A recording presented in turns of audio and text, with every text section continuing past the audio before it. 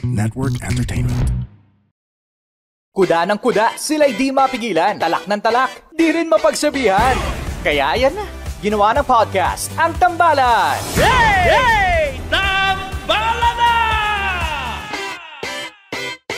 Welcome to another episode of the Tambalan Podcast. Parang ganda problems yung issue natin today. Ay, ganon. Parang nakakatamad yung Oo pag-usapan. nga, parang sarap itumba. Sino ba yung naggaganda-gandahan na yan? O ba dito? Pero ang tanong, ganda problems nga lang ba? Abangan. Mula sa Mahiwagang Burnay, ang kwento.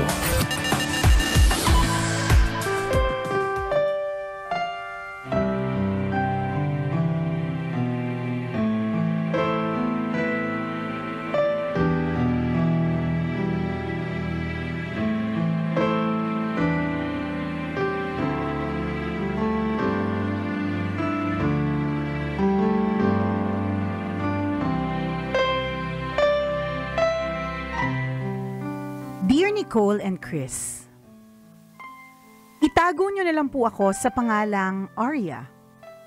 Single, 33 years old, at 10 taon ng kasambahay dito sa Dubai. Sumulat po ako kasi nais kong humingi ng payo. 2 taon na po akong single at na-enjoy ko talaga. May mga naging boyfriends naman po ako dati dyan sa Pilipinas at dito sa UAE. Pero sa ngayon po, wala. Nakakabanas lang yung paulit-ulit na tanong ng mga kamag-anak at kaibigan kung kailan ako mag-aasawa. Nape-pressure ako pero hindi pa din naman ako nagmamadali.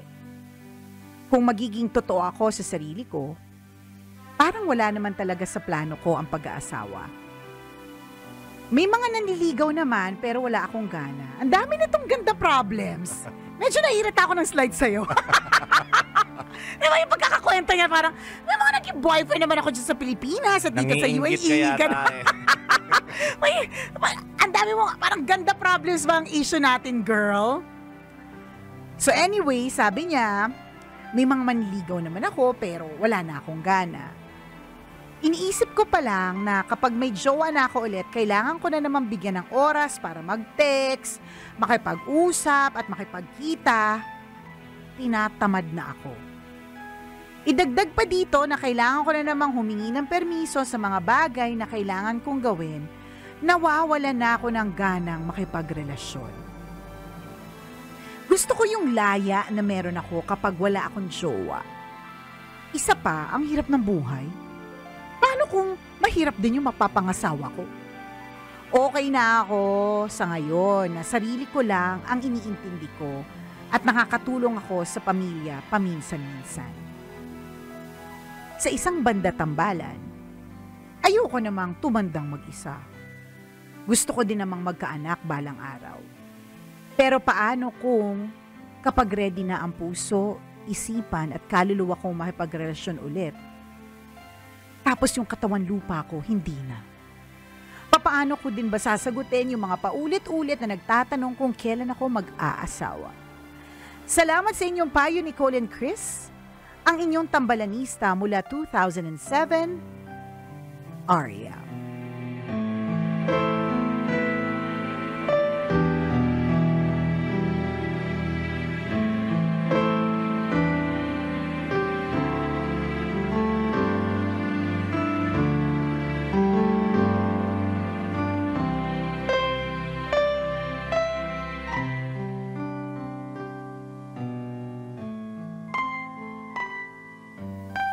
Hi kay Arya na ang dami-daming ganda problems. Yung pagkakasabi niya talaga, may mga boyfriend naman ako, kaya parang wala na akong gana doon sa mga manliligaw ko. Doon sa mga wala nanliligaw, di ba? Oo, di ba? Ikaw nakakatamad naman. Sa dami ng manliligaw, nakakatamad sila. Saan ako pipili? Pilipinas o UAE, di ba? Ikaw na hindi pa niligawan, ikaw na hayok na magjowa, di ba? Ang sarap sa pakin ni Arya. Nakaka-learn ka. Hindi, joke lang. Charot lang, di ba? Kanya-kanya talagang mga issues sa buhay. May mga iba na ang issue talaga nila at madami akong kakilalang ganito. Juwang-juwa na talaga sila. Wala lang talaga naliligaw. Oo, sadyang hindi pa lang talaga dumadating yung taong talagang matitripan sila at matitripan din nila. 'Di ba? Samantalang ito naman si Ari, ang problema niya naman, madami naman sila naniligaw. Kaya lang parang nakakawala ng gana. 'Di ba? Paano kung mahirap sila, 'di ba? Iba-iba talaga tayo ng issue, 'di ba? Pero then again, dahil nga iba-iba tayo ng issue, isang pagpapaalala na hindi talaga natin dapat ikumpara yung buhay natin sa buhay ng iba. Yes. 'Di ba? Kasi ang hindi natin alam, meron silang laban na kapag sa atin pala binigay, hindi pala natin kaya. Yes. 'Di ba? Kaya pala yung laban na yon o yung blessing na yon sa kanya binigay kasi kaya niyang i-handle, 'di ba? For example, may mga taong ang blessing nila sobrang tindi talaga nung kanilang kayamanan, 'di ba? Bakit hindi binigay sa iyo? Baka kasi hindi baka alam ni Lord na medyo sakim ka, girl. Ganun. Hindi ka marunong mag-manage ng yaman. Oo, correct. Baka hindi ka marunong mag-manage, pwedeng mawala agad yan sa'yo, o di naman kaya, ikaw yung tipong magkapera lang, 'di ba? Yumayabang, 'di ba? Nagiging matapobre, ayaw ni Lord ng ganon. So hindi sa'yo binigay. 'Di ba? Binigay siya doon sa iba na alam niya na ang pagkakagawa ni Lord doon sa taong 'yon, magbibigay ito ng grasya rin sa ibang tao. Marunong mag-share, generous, hindi sakim, ganon. Diba? Hindi naman natin sinasabing kaya tayo mahirap ngayon dahil sakin tayo. Hindi naman. May iba pang dahilan. Oo, may ibang dahilan. Hindi pa natin alam. Oo, diba? And tandaan, wag din tayong magpapanik sa sitwasyon na meron tayo ngayon kasi ito po ay sitwasyon na meron tayo ngayon. Correct. Hindi ito yung buong buhay natin, 'di ba? Parang ganyan. So, etong si Arya, ang eksena niya sa ngayon, 'di ba? Hindi niya masyadong feel yung pagkakaroon ng asawa, di wag mo ipilit. Yun lang. Ganun lang naman talaga simple. Tinatanong mo kami kung anong gagawin mo dun sa mga nagtatanong kung bakit hindi ka pa nag-aasawa, tanungin mo rin pabalik. Bakit ikaw hanggang ngayon hindi ka pa gumaganda? Bakit hanggang ngayon kahit ang dami nang nilagay mo sa mukha mo, hindi ka pa rin gumanda? Ganun yung mga tanungan para magtigil na, di ba? Si Arya. To si Arya, puro ganda lang ang pinairal. Puro ganda lang. Wala na. Ganda na lang. Di ba? Charot. Sagot mo rin ng pabalang. Oo. Para matigil sila at matauhan na. Minsan kailangan ding di ba? Kailangan ding ma-one time, big time. Kailangan. Kung pasmado yung bibig nila, dapat mas pasmado ang bibig mo. Correct. May ganon. Para matigil din. Kasi 'di ba baka kasi wala nakakapagsabi sa kanila na na nakakapanakit sila ng damdamin sa mga tanong, 'di ba? Or wala pa kasi nang babara talaga sa kanila, 'di ba? Try mo lang. Or better, laruan mo na talaga yung mga ganyang klase ng tao. Ay hindi, sa akin barahin mo muna ng gamit na diaper yung lalamunan. Nang hindi na makapagsalita. Yung tipong mabibilaukan sila. Ganon. Oo. Hindi na makakapagsalita, hindi na makakapag-comment kahit kailan. Charot.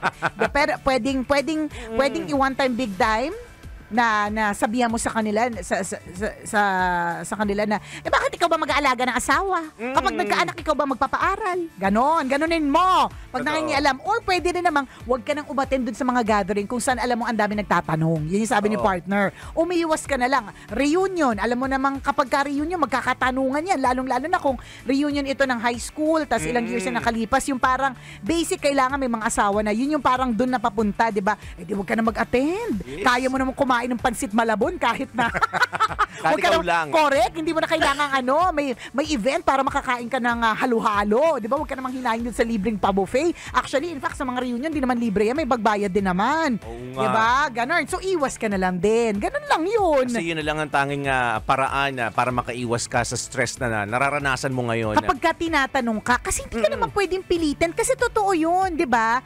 Ang dami nang mimilit, o kailan ka magkakaasawa, kailan ka magkakaanak, o yung anak mo ba kailan mo susundan? Di ba hindi nauubos yung tanong? yan nauubos. Kasi ganun yun. Every time na makakasalubong mo ang mga taong ito, tatanungin kanila. At hindi matatapos yung tanong nila. Sa true. Kahit isa o dalawang tao lang yung ma-encounter mo, hindi sila mauubusan ng tanong Correct. sa'yo. And feeling ko, partner, in time, ito ding mga taong to, magiging sensitive sila kapag dinaanan nila yun eh.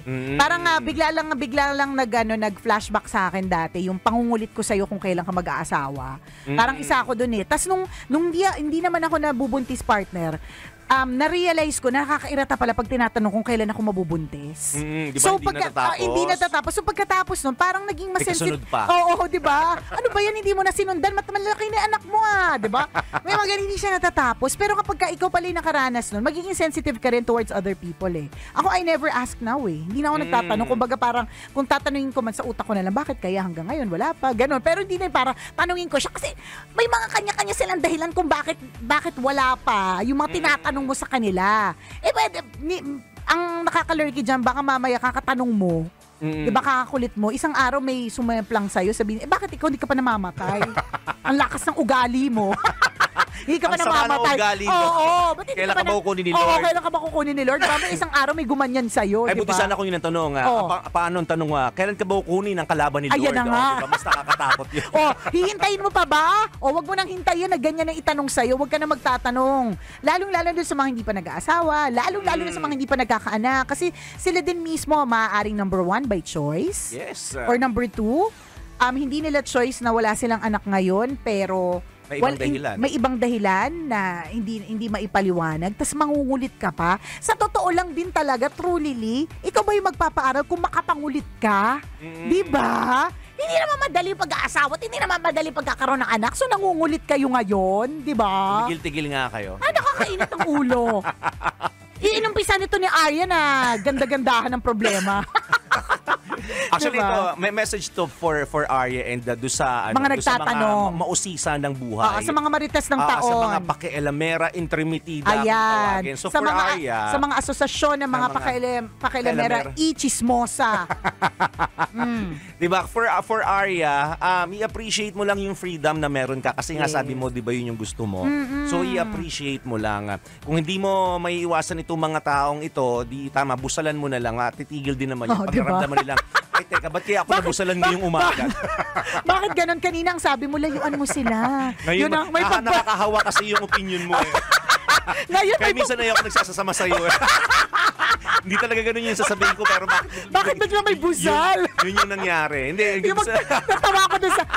Nagtaka ako, bakit bigla may busal ako ngayon sa bibig? Yung mga tao talaga, totoo ba kaya yung mga sinasabi nito mga to?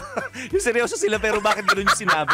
Hindi, syempre ikaw na bahala kung may magbubusal talaga, di ba? Pero ibig sabihin, itiko mo yung bibig mo. Di ba? Bago pa may ibang tao na masaktan, ganun. No? Ay, sinasabi mo to, Arya. Yes, for Arya, enjoy your freedom. Mo lang yung freedom na meron ka ngayon. Kasi darating din naman yung time na ibibigay sa iyo kung talagang calling mo ang marriage o pagkakaroon ng asawa, ibibigay naman yun in God's perfect time. Yung issue niya kasi, partner, paano kung problema na ay ready na ang puso, isip at kaluluwa, pero yung katawang lupa pawala na. Ganun talaga. Let's cross the bridge when we get there. Hindi pa panahon yan.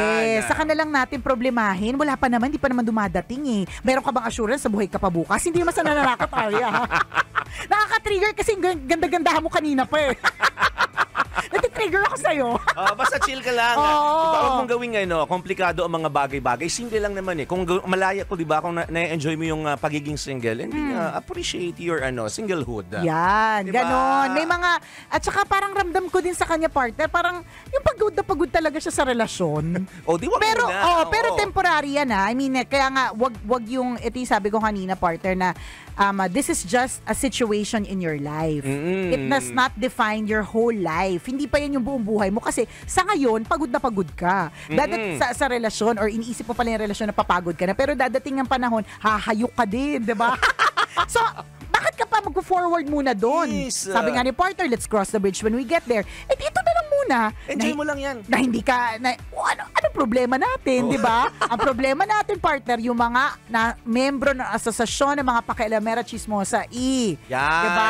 Huwag niyo pong hintayin na busalan kayo ng kapitbahay niyo o lahat ng mga tao na pinakikialaman niyo ang buhay. Tumigil-tigil po tayo minsan. Correct ka. Diba, maghinay-hinay sa mga sinasabi natin. Huwag tanong ng tanong kung ang tanong naman yan ay hindi mo ikayayaman. Ay, nako. Kung hindi mo naman pagkakaperahan, di ba? Huwag ka magtatanong sa buhay ng may buhay. Yan ang sinasabi. Pakikialam po ang tawag dyan. Oo, hindi. Pagiging intermitida po. Oo, di ba? Gusto mo ba yan? Alam mo, parang pag namatay ka, ang sasabihin ng mga tao, alam mo naman yan, nung nabubuhay yan, pakialamera yan. Ay, hindi lang siya pakialamera, intermitida yan. Di ba may mga ganun papabul? Binubulong pero rinig naman. So, dun sa lahat ng mga kabisyo natin, importante issues yun, na maging astig tayo, tigasin against the mga chismis. Pakialamera. Oo, totoo. Tsaka minsan, alam mo, hindi na rin dapat para ma-trigger tayo sa kanila. Kasi sometimes naman they mean well. Paano ko to, bakit ko to nasabi? Parang nung one time, long ago, parang nainis ako sa isang tao nagsabi sa akin na ang taba mo ngayon. Yun yung sabi niya.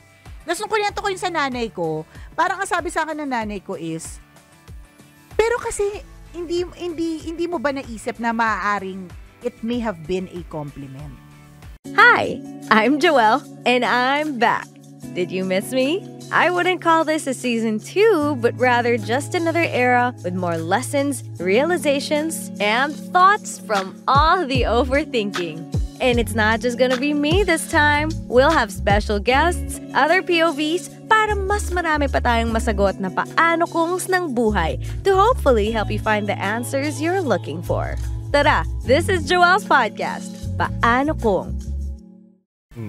Oo, 'di ba? Gets mo? So parang ang point lang dito to Arya, pwede kang wag nang maapektuhan dun sa mga nagtatanong kasi in the first place, hindi mo naman din alam kung ano yung intention. 'Di ba? Maaring they mean well, maaring hindi rin, nagchichismosa lang talaga. May mga pakialamera lang talaga, pero maaring yung mga iba concerned din talaga. So iba, hindi na para usasain mo yung kanilang nararamdaman o kung yung kanilang intensyon sa mga bagay-bagay. Dead man na lang, yun na lang.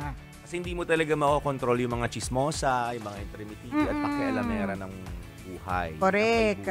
Oo. Ikaw na lang yung maglalalayo, di ba? Huwag mong pagkakausapin. Di ba? Huwag kang atin ng mga reunion kung alam mong majority of them, yung attendants, ay mga chismosa na paalam mo sa sarili mo na pakikialaman lamang. Diba? So, tsaka lagi naman partner may masasabi. Hindi talaga maubusan ng opinion ng mga tao sa paligid. Oo, hindi.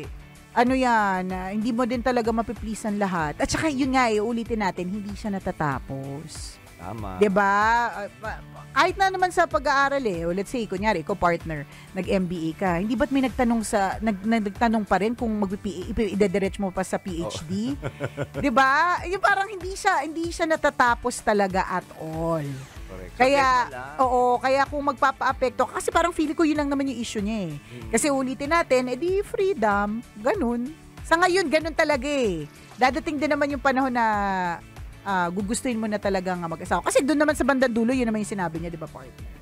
Sabi niya na, what if kapag ready na ako, yung katawan lupa ako naman hindi ready. Hindi natin alam yan kung dadating ka dyan. At kung dadating man yan, di ba, it's God's perfect time. Baka yung ma-meet mo, mahilig din sa mga katawang lupang amoy lupa. Makakahanap ka rin ng katagpo mo. O di naman, kaya kung ang matatagpuan mo mas bata sa'yo, pero ang trip niya talaga yung mga may kamot, yan. Gusto niya yung mga may edad na, di ba? Gusto niya yung amoy tita, di ba? Kasi minsan may amoy yung... Kakaibang amoy talaga yung mga tita no? Hindi kasi, ang tita, bakit sa may kakaibang amoy? Pwede siyang good thing or bad thing eh. Pwedeng good thing kasi... ibig sabihin, feeling ko lang pag tita na kasi, afford na niyang bumili ng pabango na mamahalin. Amoy mamahalin na siya, 'di ba? So amoy tita. Oo, 'di ba? Pero on the other hand, pwede din namang di-compliment. Amoy tita na yung parang may panghe.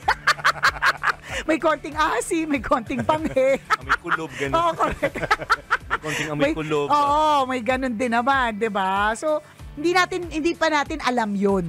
'Di ba? Because nobody knows about the future. So currently, again, Arya, your situation is hindi mo feel magjowa, hindi mo feel magkaroon ng asawa, di hindi mo feel, ganun tapos. Ba yung sinasabi natin, huwag mong i-complicate ang mga bagay-bagay. Simplihan lang natin. Single ka ngayon, hindi enjoy yung pagiging single. Tama. Alam mo lang. Saka ka na mag-worry kung magkakajowa Correct. pagdating ng panahon. At kung hindi man partner, di ba feeling ko yun yung minsan roles ng mga iba na forever tita. Kasi sila pala yung magpapalaki sa mga pamangkin. Meron ako kakilala na ganyan partner eh. Siya yung nagpalaki sa mga kapatid niya, hindi na siya nakapag-asawa dahil iba yung naging concentration niya, hanggang sa siya na din nagpapalaki sa mga pamangkin, siya na din yung takbuhan hanggang yung mga pamangkin nagkaroon na rin ng mga anak, 'di ba? Inabot niya na yon. And that's her role. Oo. 'Di ba? Hindi na niya paminsan-minsan itong taong to partner, naiisip niya pa rin yung pag-aasawa. Paminsan-minsan naiisip niya pa rin na tatanda ako na mag-isa, para mga ganun. Pero kapag nare-realize niya na ang dami niyang pwedeng hilahin sa dami ng mga inalagaan niya, 'di ba? Nakakampante siya.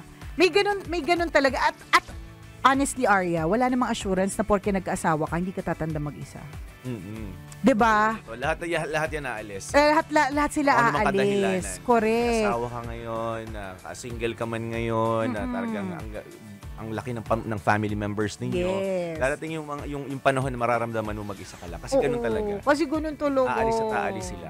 Kaya nga sabi ko kanina, kausap ko si isa sa mga DJs natin, si Robin.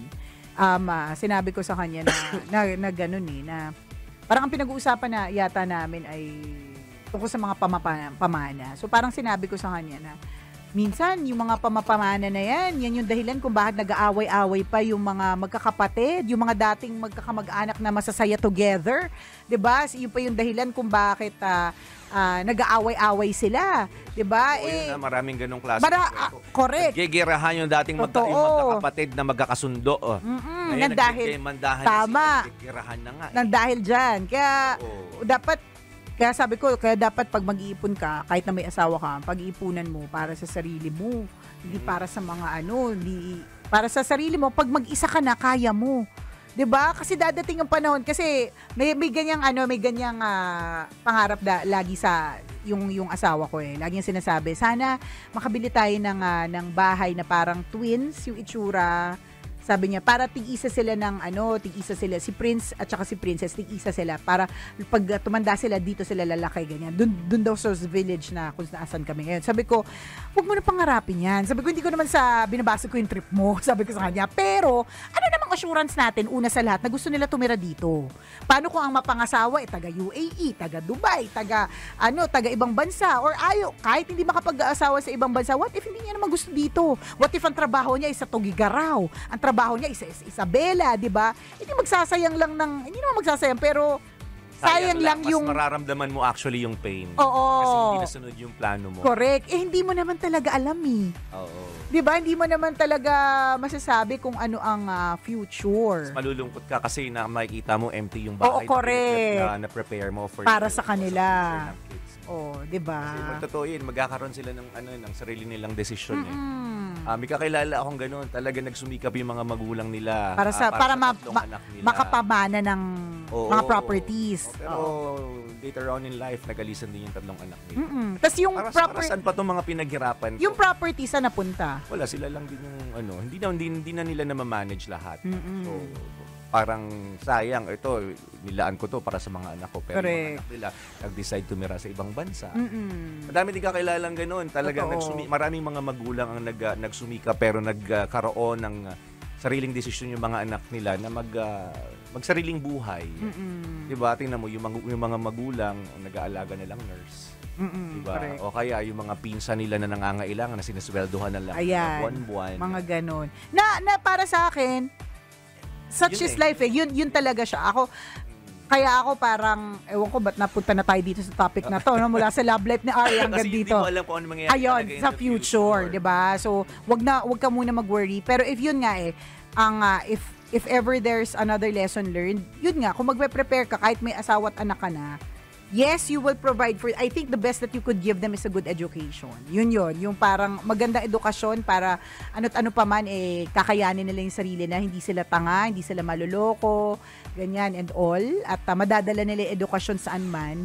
Pero more so, yung pag-prepare mo para sa sarili mo, sa pagtanda mo. Kasi dadating yung panahon, mag-isa ka na lang, at least kung may pera ka, meron kang mababayarang pinsa na malayo, na kailangan ng pera.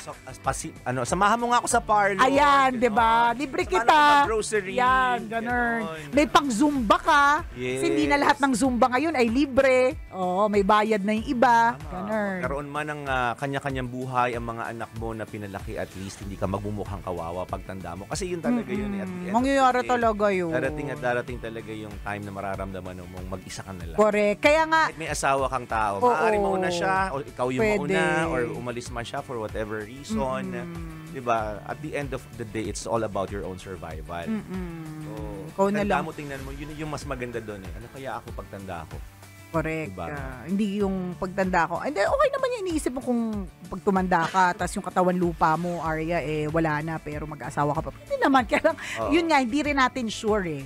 Ang dami nagplano nang hindi natuloy. Na hindi nasunod according to their plan. Correct. Meron akong kakilala na talaga namang nung kasagsagan ng kita nila, meron kasi siya 5 anak eh.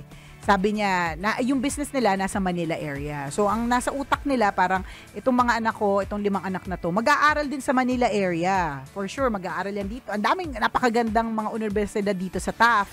'Di ba? Ganyan. So, ang ginawa na nung kasagsagan ng kita nila, partner, bumili na sila tigi-tigisang kondo. Parang, ito para sa ganitong anak, para pag lumaki siya, ganun.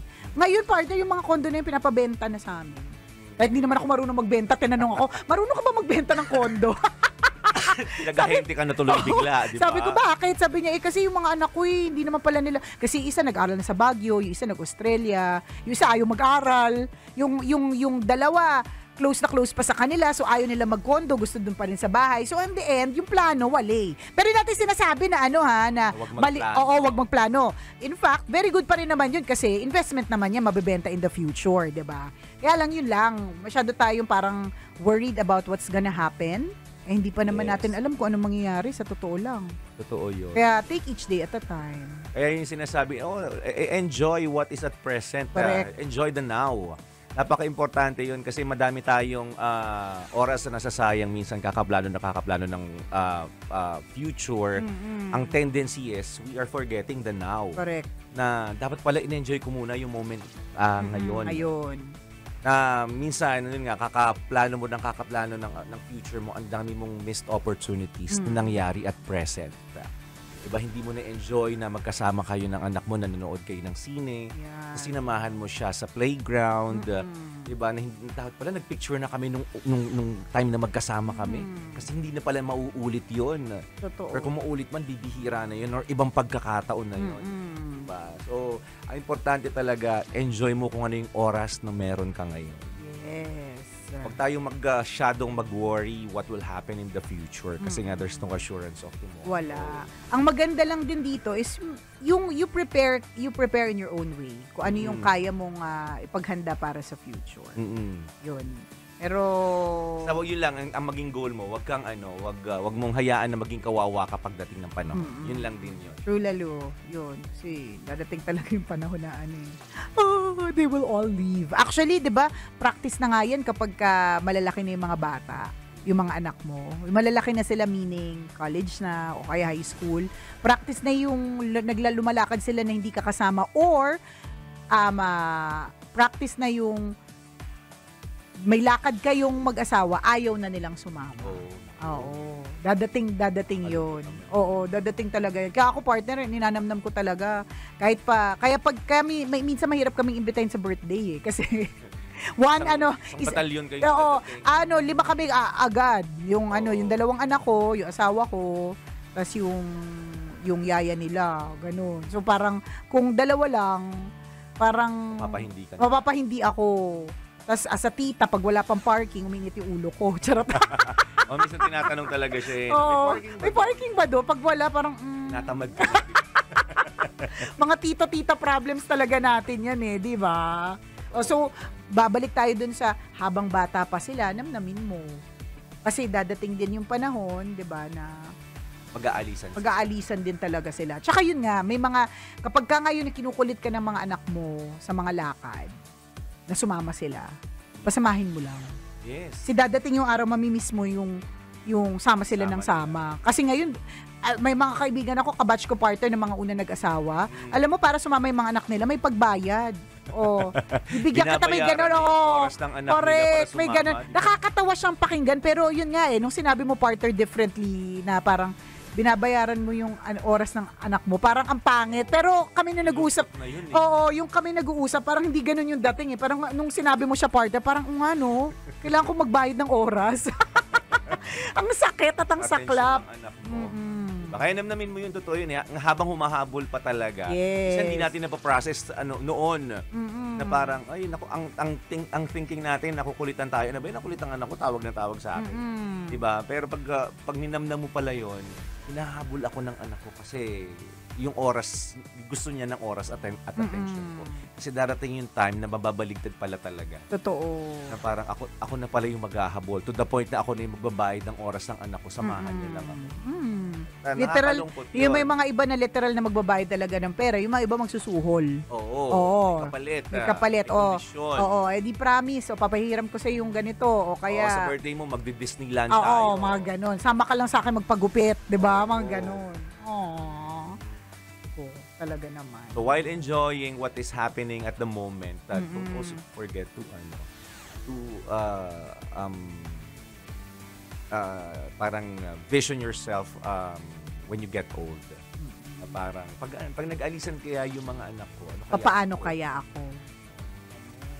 Pero wag ka masyado mag-worry din. Oo. Kasi, balansehin mo lang. Oo, sakto lang. Oo. Papanik na ako, ano kaya mangyayari sa future.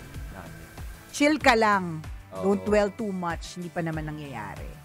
Okay, Docs? O, sana Arya, kahit na lumayo na yung yung topic natin mula sa issue mo, pero sana na-gets mo kung ano yung sinasabi ng tambalan. At kung ikaw, Kabisyo, meron ka rin kwento na gusto mong i-share sa amin, baka mapili para masali dito sa ating podcast. Pwede mo kaming i-email. Send your stories at hiwagangburnaystory@gmail.com. Malay mo, kwento mo na ang ating pag-uusapan sa mga susunod na araw, kaya send mo na yan, Kabisyo. Muli ako po ang kumiki ng ina mo na si Nicole Yala. Ako naman si Cambio King Chris Chuper. Na nagpapaalala, una magdasal ka para mabuhay ka, pangalawa mag-toothbrush ka para mabuhay naman iba. Yon! The opinions of podcast creators, hosts, and guests are not necessarily reflective of the official stance of the Pod Network Entertainment, its hosts, or other network programs. The content created by the people behind the podcast is personal and not meant to harm any religion, ethnicity, group, organization, company, or individual.